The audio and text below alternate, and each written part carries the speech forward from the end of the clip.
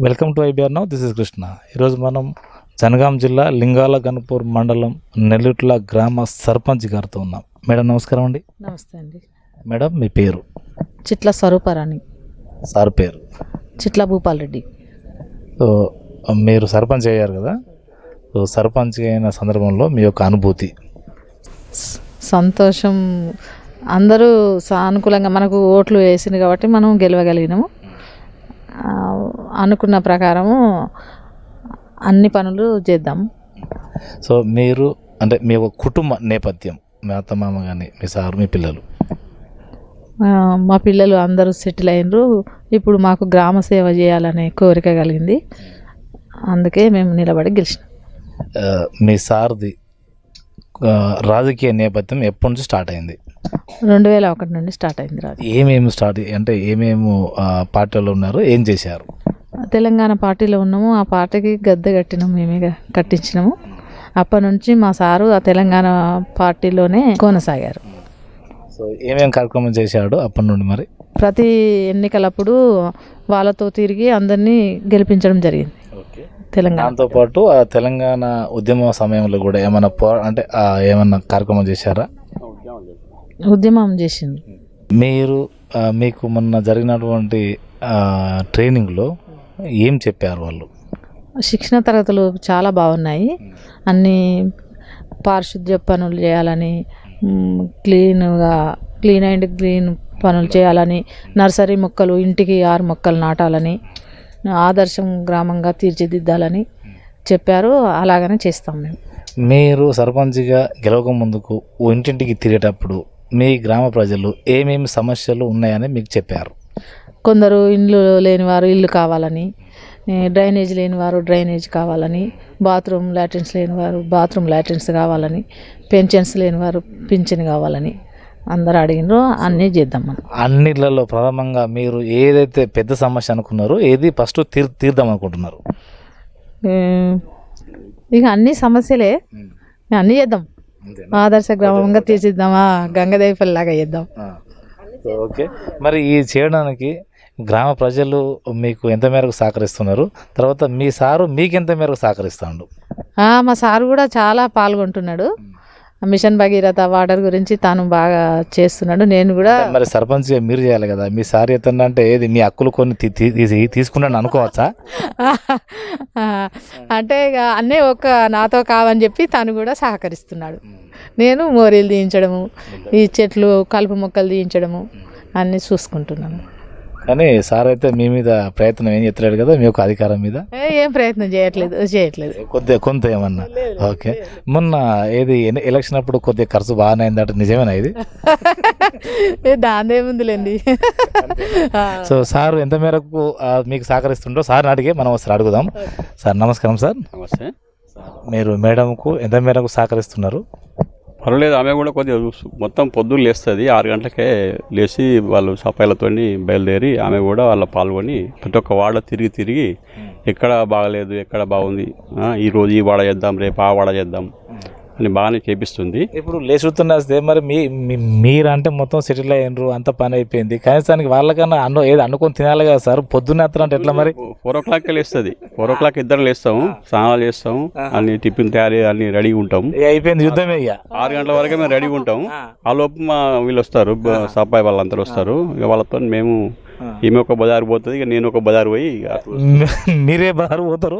వేరే ఇక కొందరు ఉంటారు కదా, వీళ్ళే ఒక్క దిక్కు లేకుండా కొన్ని మన మిషన్ భగీరథ నీళ్ళు ఎక్కువ తెప్పిస్తుంటారట. అసలు అంటే మీరు ఏం చేస్తున్నారు? అంటే ఇంతకుముందు వాటిని కరెక్ట్ వాడలే మా వాళ్ళు, వాడక సరిగా దాన్ని మెయింటైన్ చేయక కొన్ని లీకేజీలు ఉండి చాలా వరకు లీకేజీలను బంద్ చేసినాం. ఇప్పుడైతే నీళ్ళు మంచిగా వస్తున్నాయి అందరికీ. జనాలు ఒకరు కూడా దాదాపు నీళ్లు అంటే బిందెత్తుకొని బయటికి రావడం లేదు, అంతే కదా? లేదు, నీళ్ళు కూడా ఫుల్ వస్తున్నాయి, నీళ్ళు చాలా ఫుల్ వస్తున్నాయి. వాళ్ళు కూడా సంతోషంగా ఉన్నారు. తెలంగాణ ఉద్యమంలో మీ పాత్ర ఏంటి? తెలంగాణ 2001లో నేను 2001లో స్టార్టింగ్ చేసిన మేమే. పార్టీ అప్పుడు లేదు, అంతకుముందు కాంగ్రెస్లో ఉంటి. ఇక తెలంగాణ వచ్చి కాంగ్రెస్లో ఉన్నప్పుడు మీకు గుర్తింపు ఉందా లేదా? గుర్తింపు బాగున్నది. మాకు పున్నలక్ష్మి అప్పుడు చాలా గుర్తింపు ఉన్నది. ఆయన 2 సార్లు గెలిపించడం అయింది. ఇక తర్వాత ఉద్యమంలో నేనే బాగా చురుగ్గా పాల్గొని ప్రతి ఒక్క టీచర్స్ను యూత్ను వాళ్ళందరినీ గ్యాదర్ చేసుకుంటూ, జేఏసీ వాళ్ళు వచ్చినప్పుడు ప్రొఫెసర్లు కూడా మా ఇంటికి అన్నీ వచ్చేది, వాళ్ళకి భోజనాలు కూడా అంతా మేము అరేంజ్ చేసేది. ప్రతి ఒక్క ఉద్యోగం మండలంలో ప్రతి ఊర్లే, మళ్ళీ ఈ మండలం కాకుండా జనగాం వేరే పక్కల మండలం కూడా పోయి కూడా మేము చాలా గద్దెలు కట్టినాం, క్యాడర్ తయారు చేసినాం, అవన్నీ చేయడం జరిగింది. సో ఎంతమంది సర్పంచులను మీ మీద అంటే మీరు గెలిపించారు క్రితం? ఇక అన్నీ ఉన్నప్పటి నుంచి మేము గెలిపించుకుంటూనే వస్తున్నాం. సర్పంచ్ కానీ, ఎంపీటీసీ కానీ, జెడ్పీటీసీ కానీ, వార్డు సభ్యులు అందరినీ మేము గెలిపించుకుంటూనే వస్తున్నాం. ఇప్పుడు వాళ్ళందరికీ అయిపోయింది కాబట్టి ఇప్పుడు మీకు అవకాశం వచ్చింది కాబట్టి మీరు నిలబడరు అనుకోవచ్చా? ఇప్పుడు మేము అసలు నిలవడం అనుకోలే, మాకు అంతా లేకుండా ఎప్పుడే మేము గెలిపించాలని అనుకున్నాం కానీ నిలవడానికి మేము అనుకోలేదు. అంటే ఇంకోటి మీ యొక్క అంటే సొంత తమ్ముని మీదనే మీరు పోటీ చేయడానికి గల కారణాలు ఏంటి? అసలు మాకు ఎప్పుడు చేయాలని లేకుండే, మా తమ్ముడుగా నిలబడి కొద్దిగా ఊరును జర మళ్ళా చేసుకోలేకపోతాడు, మళ్ళీ ఆ చెడ్డ పేరు మాకు వస్తుందని మేము రావడం జరిగింది. తమ్ముడు కంటే అనుభవం లేదు, మళ్ళీ ఆయన తిరిగాడు, కొద్దిగా దూర టైప్లో పోతాడు, అంటే పటేల్ వర్గానికి చూపెట్టుకుంటాడు మొత్తం మీద. మీరు అట్లా చూసుకోలేరు అన్నట్టు. ఇక మాకు ఆ చెడ్డ పేరు వస్తుందని మేము అప్పుడు ఇక మా మిసెస్ని అడిగినాం, మరి ఏం చేద్దామంటే లేదు మనం నిలబడదాం, గెలుద్దాం, సేవ చేద్దామని చెప్పడం జరిగింది. సో మరి ఇప్పుడు ఇంకోటి, మీ తమ్ముడు అటు రాజా వర్గం, మీరేమో కడియం శ్రీహరి వర్గం అని కొద్దిగా అంటే ఊళ్ళో కూడా ఏదో వినికిడి మీరు కూడా 100% కడియం శ్రీహరి వర్గమే. అప్పటి నుంచి వెళ్ళి ఆ సారు మాకు చెప్పింది కాబట్టి మేము కూడా ఆయన వర్గంనే, ఆయన మంచి సూచనలతోటే మేము నడుస్తున్నాం. కేసీఆర్ పాలసీతోటే మేము నడుస్తున్నాం. కేసీఆర్ ఇప్పుడు సరే మీరు అట్లా అనుకున్నా కానీ ఇప్పుడు కడియం శ్రీహరిను తర్వాత రాజయ్య ఇద్దరు ఒకటిగా ఉండేవారు కదా మొన్నటి క్రితం ఎలక్షన్స్ అప్పుడు కూడా. మేము 3 సార్లు రాజయ్యని గెలిపించినాం, నేను ముందుపడి గెలిపించిన, కానీ మా ఊర్లో ఏం ఇంత పని చేయలే, ఏ పని చేయలే, నయా పైసా పని చేయలే. ఇక ఇప్పుడు కూడా చేయడానికి మాకు నమ్మకం అయిపోయింది కాబట్టి మేము మీరే బరిలో ఉండాలి. మీరు మరి రెబల్కి కూడా వేసారట, నిజమేనది? రెబల్ వేసినాం, మేము రెబల్ వేసినాం, ఇక గెలిచినాం. మంచి ఎంత మెజార్టీ వచ్చింది? 1100 చిల్లర గెలిచినాం, 1185 అంత వచ్చింది. మంచిగానే ప్రజలు గెలిపించారు.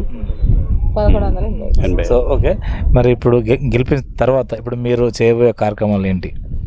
ఇప్పుడు పరిశుభ్రత, డ్రైనేజ్ కానీ మొత్తం ఇవన్నీ. సో మీరు సరే ఇప్పుడు ఏంది ఇక్కడ ఈ గ్రామంలో ఎన్ని డబుల్ బెడ్రూమ్స్ అవసరం వస్తాయి? మా గ్రామంలో కనీసం ఒక 500 బెడ్రూమ్లు అవసరం ఉంటాయి. 5 కోట్లకి ఎసురు పెడుతున్నారు కదా మీరు ఇప్పుడు? 500 ఉంటాయి, ఎందుకంటే పెద్ద గ్రామం కాబట్టి చాలా వాళ్ళు ఉన్నారు.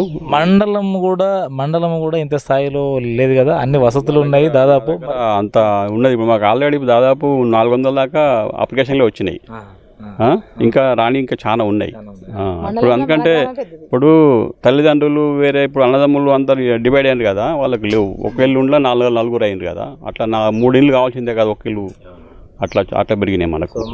మరి ఎట్లా మీరు ఏ ప్లాన్తో ఈ 400-500 ఇండ్లు తెప్పించారు? ఇక మేము చేస్తాం, విడతల వారిగా 200 అట్లా తీసుకుందామని. సో మొదటగా ఎన్ని ఇండ్లకు మీరు అంటే ప్రపోజల్ పెడుతున్నారు? ఇప్పుడు ఒక 200 ఇళ్ళకి ఆల్రెడీ పెట్టినాము, అంటే 2 కోట్లు అన్నట్టు, అంతే కదా? 2 కోట్లు.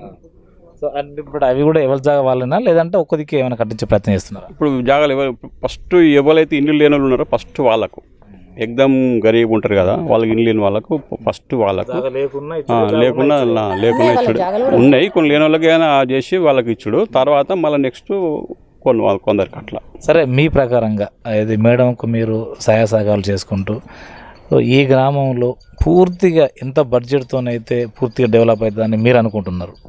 మా గ్రామంలో కనీసం 10 కోట్ల పైనే ఉంటుంది. 10 కోట్లు అవన్నీ అయితేనే సీసీ రోడ్స్ కానీ లేకపోతే డబుల్ బెడ్రూమ్ కానీ. ఈ ముఖ్య ఉద్దేశం ఏంటంటే ఈ మొత్తం డ్రైనేజ్ అనేది అండర్ గ్రౌండ్ డ్రైనేజ్ అనేది మా కోరిక. అది కూడా మేము సార్ చెప్పడం జరిగింది, ఇక చేస్తే మాకు ఇదంతా ఉండదు, ఈ వాసన ఉండదు, అవన్నీ. మీరు రానున్న 5 సంవత్సరాల్లో మీరు అనుకున్న గమ్యానికి చేరే అవకాశం ఉందా? ఉన్నది, కంపల్సరీ ఉన్నది. అదే ఇంకొకటి, ఇక్కడ ఈ మిషన్ భగీరథ నీళ్ళు అయితే వస్తున్నాయి కానీ మరి చెరువుల నింపకం ఏమన్నా ఉందా? ఎందుకంటే ఇక్కడ ఏంటంటే 2 దపాల పంట పండే అవకాశం ఉందా ఇక్కడ? లేదు, మాకు లేదు, చెరువులో ఇంతవరకు ఏం లేదు. నీటి ఎద్దడి ఉందా ఇక్కడ? చాలా ఉన్నది అసలు. సో మరి ఈ నీటి ఎద్దడిని అధిగమించాలంటే చెరువులు నింపే కార్యక్రమాలు ఏమన్నా చేస్తారా మీరు సర్పంచ్? చేద్దాము, ఆలోచిద్దాము, అక్కడ పైన వాళ్ళతో మాట్లాడి చెరువులు నింపుదాం. అంటే మీరు ఏ రకంగా, అంటే మీకు ఇక్కడికి దగ్గరలో ఉన్న కాలువలు ఏంటి లేకపోతే రిజర్వర్లు ఏంటి, ఎక్కడి నుంచి మీకు నీరు రావాలి? మాకు ఆల్రెడీ ఇప్పుడు గోదావరి దగ్గరకు వచ్చింది, ఈ ఒక్క జనగామలో ఒకటి కలిపేస్తే మాకు అన్ని ప్రాబ్లమ్స్ అయిపోతాయి. 1 కిలోమీటర్ ఉంది, అది ఒకటి కలిపితే ఇక మాకు ఆల్రెడీ నీళ్ళు వస్తాయి. ఈ 1 కిలోమీటర్లు ఎన్ని మాసాలలో మీరు చేయించగలరు? అది ఎమ్మెల్యే గారితో కానీ, లేకపోతే అది కడియం శ్రీహరి గారితో కానీ, లేదంటే ఎట్లా కానీ? అది కేసీఆర్ గారే దానికి చేయాల్సి ఉంది. అది హరీష్ రావు కూడా మా మాట ఇచ్చిండు, ఆయన చేపిస్తా అన్నాడు. చేపిస్తే మాకు అన్ని ఊర్లలో మా ఒకటే మొత్తం మండలం మొత్తం క్లియర్ అయిపోతుంది. మండలం మొత్తం క్లియర్ అవుతుంది. దాదాపు 2 దఫాల పంట వండే అవకాశం అయితే ఉంటుంది. ఉన్నది దగ్గరకు వచ్చింది. అది ఇప్పుడు అంటే దాదాపు గ్రామ ప్రజలు కానీ, లేకపోతే మీరైనా కానీ ఎక్స్పెక్ట్ చేసుకోవచ్చు ఈ యొక్క 1 మంత్ అంటే మీ యొక్క 1 ఇయర్లో అంటే రానున్న పసలు కాకుండా రెండో పసలకైనా కానీ నీళ్ళు అందే అవకాశం ఉందా? 1 ఇయర్ లోపలనే అందే అవకాశం ఉంది. హరీష్ రావు గారు చెప్పిండ్రు 1 ఇయర్ లోపలనే చేస్తా అని చెప్పిండ్రు. అది జరిగే అవకాశం ఉంది పక్కా. మీ గ్రామంలో ఇంకా లోతైన సమస్యలు ఏమైనా ఉన్నాయా? దీనికి ఏమన్నా హిస్టరీ లాంటిది ఉన్నదా? ఈ చెరువు ప్రాబ్లం పెద్ద ఉన్నది. ఆ చెరువు ఏంటంటే జనగాం వాటర్ మొత్తం డ్రైనేజ్ వాటర్ మొత్తం ఆ చెర్లకే వస్తుంది. అది అన్ని కంప్లీట్గా మొత్తం హాస్పిటల్ కానీ అన్ని మొత్తం A to Z అందులోకే వచ్చేస్తుంది. దానికి మొన్న మేము కలెక్టర్ కూడా అప్లికేషన్ పెట్టి జరిగింది. వాళ్ళు కూడా ఆల్రెడీ శాంక్షన్ అనేది చెప్పిండ్రు. అది మేము వాగులకు కలుపుతామని మాట ఇచ్చిండ్రు వాళ్ళు కూడా. అది జరిగిపోతే తర్వాత మేము అదంతా మట్టి తీయాలి. మట్టి తీసేసి దాని చెరువును మంచిగా చేయాలని ఉద్దేశంతో. అంటే చెరువులు అదేవిధంగా ఇదే కెనాల్తో చెరువులు కూడా నింపే అవకాశం, అదే కెనాల్తో చెరువులు నింపుతారు. అది సో ఇంకా ఇక్కడ మీరు అంటే మీ యొక్క ప్రత్యర్థి అంటే మీ యొక్క తమ్ముని మీద గెలుపుకు ఫలించిన వ్యూహాలు ఏంటి? ఏం లేదు, జనాలే వాళ్ళే అందరూ మొత్తం వాళ్ళే ప్రచారం చేసుకున్నారు. వాళ్ళే ఖర్చు పెట్టుకున్నారా? వాళ్ళే పెట్టుకున్నారా? ప్రచారం వాళ్ళే చేసుకున్నారు. ఇక్కడ వేస్తేనే మనకి మంచి ఉంటుంది ఇట్లా అని వాళ్ళు గుర్తుకు వాళ్ళే చేసుకున్నారు. మేము కూడా తిరిగినాం. మేము 1 మంది చెప్తే వాళ్ళు 100 మంది వాళ్ళే చెప్పారు. మీరు చివరిగా మీ గ్రామ ప్రజలకు ఇచ్చే సందేశం ఏంటి? ఇక వాళ్ళు ఏం లేదంటే ఫస్ట్ మేము మోరీలు నీట్గా ఉంచాలి. వారానికి ఒకసారి పెనాయిల్ స్ప్రే చేయించుడు, లైట్లు, వాటరు, ఈ 3 ముఖ్యం. మేము అదే ఇప్పుడు దాని మీదనే మేము చేపిస్తున్నాం. అట్లాగే మీకు గ్రామ ప్రజలు కూడా సహకరించాలి. సో మీరు మీ యొక్క గ్రామ ప్రజలకు ఇచ్చే సందేశం? గ్రామ ప్రజలు మాకు సహకరిస్తారు, మేము కూడా వాళ్ళకు అనుకున్న రీతిలో పనులు చేస్తాం. సో ఇదండి, రానున్న 5 సంవత్సరాల్లో దాదాపు మేము అన్ని విధాలుగా గ్రామ ప్రజలను డెవలప్ చేయడమే మాకు ముఖ్య లక్ష్యం. నేను అంటే సర్పంచ్ గారికి భర్త కూడా దాదాపు 2001 నుంచి వెళ్ళి అంటే ఫౌండేషన్ నుంచి వెళ్ళి ఇక్కడ గద్దెలు కట్టి ఇవ్వడం కానీ, టీఆర్ఎస్ పార్టీని బలోపేతం చేయడం కానీ, కంకరం కట్టుకున్నట్టుగా సేవ చేయడము, తర్వాత అందరినీ కూడా ఒక్కొక్కరిని దపల వారీగా గెలిపించడం కూడా జరిగింది. ఆ కోవలకు దాదాపు మొన్న ఒకటి విఫల ప్రయత్నం ఏంటంటే దాదాపు అంటే తన తమ్ముని కానీ లేకపోతే తనగాని కానీ ఎవరో ఒకరు గెలిచే అవకాశం ఉండు, కానీ కాకపోతే వాళ్ళు మళ్ళీ గ్రామము లేకపోతే వాళ్ళ తండ్రి గారి పేరు ఎటో పోతుందనే ఉద్దేశంతో తప్పని పరిస్థితుల్లో నామినేషన్ రెబల్గా వేసి వాళ్ళ సొంత తమ్ముని పైనే 1100 పైచీలకు ఓట్లతో గెలవడం జరిగింది. ఈ గెలుపు అతని మీద నాకు సంతోషకరము ఏం కాదు. కాకపోతే ఏంటంటే గ్రామ సేవ చేయడానికి మాకంటూ వేరే పనులు ఏం లేవు కాబట్టి అందరూ సెటిల్ అయ్యారు, మా పిల్లలు కూడా. దాంతోపాటు గ్రామ ప్రజలు మాకు సహకరించారు. ఆ సహకారము ఎప్పటికీ వమ్ము చేయకుండా మేము ఏ మాట మీద ఎవరైతే గెలిపించిన వాళ్లకు అందుబాటులో వండుకుంటూ వాళ్ళ సమస్యలు తీర్చుకుంటూ మేము గ్రామ ప్రజలకు సేవ చేయడమే మా ఒక బాధ్యత అంటున్నారు గ్రామ సర్పంచ్ గారు.